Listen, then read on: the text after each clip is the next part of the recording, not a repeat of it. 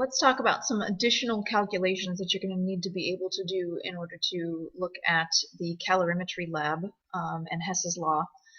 One of the things we have to do is figure out the heat losses to our calorimeter. We're using a coffee cup, actually 2 coffee cups, and ideally we'd like to assume that there's no energy being exchanged with the cup itself. We know that in reality that's probably not true.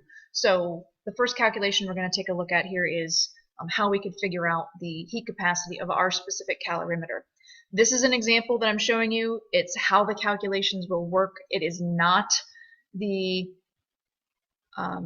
heat capacity of your calorimeter. You have to measure that yourself, but here's how you would go about doing that. So the first part of the experiment, it tells you to go through these steps where you're taking hot water and cold water. So let's say for the sake of this example that we're using 25 grams of water at 22.9 degrees Celsius. So this is what we're measuring it to be at. Putting that into the coffee cup calorimeter. And then to that, we're going to add 25 grams of 61.1 degrees Celsius water. And what's going to happen is once they mix, we are measuring the temperature. Now, again, I went over in another video how to figure out what the mix temperature is, and you'll do a plot of the data that you actually write down or collect and extrapolate back to the mixing temperature. But for this example, I'm giving you 41.5 degrees Celsius is the mixed temperature when the two waters get, the warm and the cold, get mixed together. And now we are finding the heat capacity of the calorimeter with this data. So first thing we can do is find the average temperature of the hot water and the warm water that we put together. So here they are right here. Add those two together, divide by 2. That gives us 42.0 degrees Celsius. The mixing temperature, and you're extrapolating back data. I'm giving it to you here, though, just for the sake of using it. But from your lab, you'll have to figure this out from graphical methods.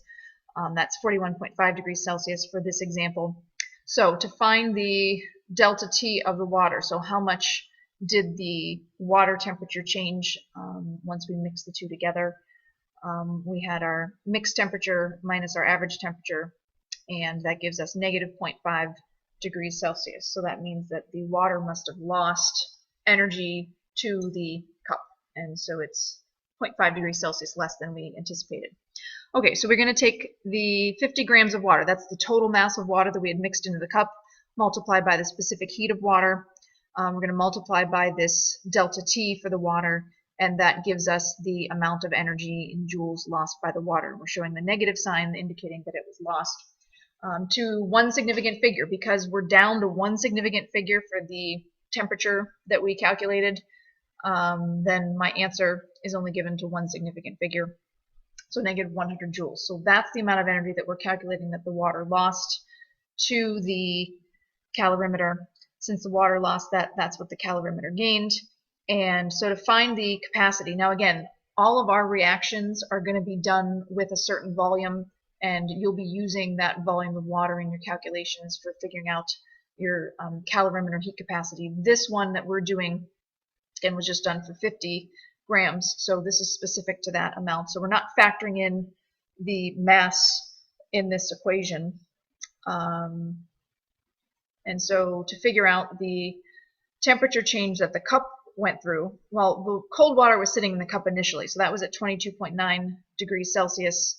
The final temperature after the mixing happened was 41.5 degrees Celsius, so that gives us a difference of 18.6 degrees Celsius. So the cup's temperature went up from 22.9 degrees Celsius when it was just with the cold water up to 41.5 degrees Celsius once they were mixed together. So plugging into the Q equation, again, we're not factoring in mass for this, but it would be 100 joules equals the 18.6 times the heat capacity, which is what we're solving for. So when we take that 100 joules, divide by the delta T, 18.6 degrees Celsius, that gives us, and with one significant figure, 5 joules per degree Celsius. So that means for this calorimeter, if we're using 50 grams of water or solution, or 50 milliliters of water or solution, then that's the amount of energy we can expect our calorimeter to absorb. Let's take a look then at what's going to happen when we put some chemicals into the calorimeter, and we're going to be looking at a heat of neutralization reaction. So in this case, we're going to look at sulfuric acid and ammonia. Here's the balanced equation, and these are the amounts we're going to mix. So 0.100 liters of 0.30 molar sulfuric acid, 0.100 liters of 0.60 molar ammonia. And let's take a look at this. So we have all these values set up.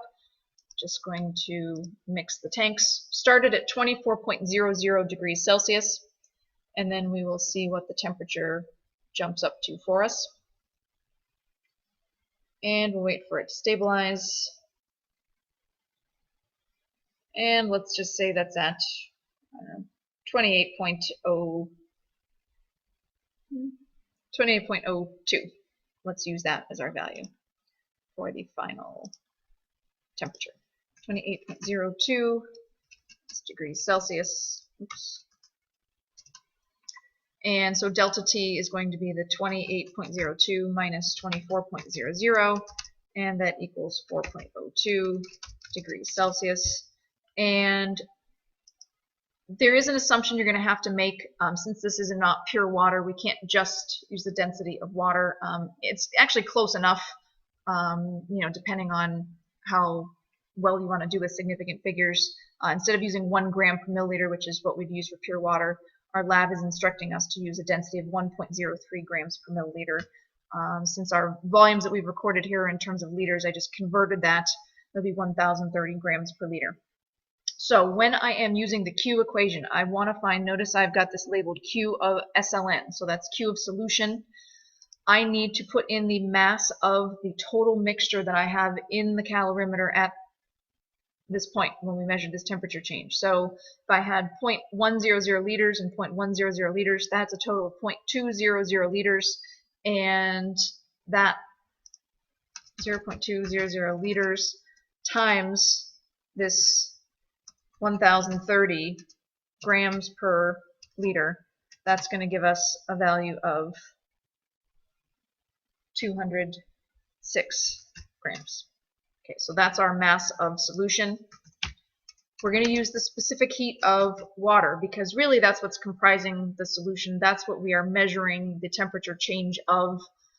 And so we're going to use the heat capacity, specific heat of water, and that's grams per degrees Celsius. And actually you'll notice that the some of these heat capacities are in terms of per Kelvin. And since we're talking about change in temperature and the Kelvin is the same size as a degree Celsius, when we have delta T in degrees Celsius or delta T in Kelvin, it's actually the same value. So we don't have to worry about the temperature units for these problems because of that.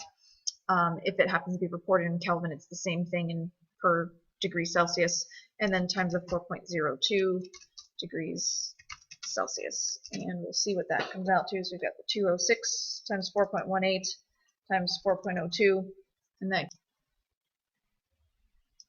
so that's coming out to 3,440 joules. And before we can calculate the energy, the heat transferred from the reaction from our system, we also need to factor in the Q of the calorimeter. So we're going to just pretend that the 5 joules per degree Celsius that we calculated before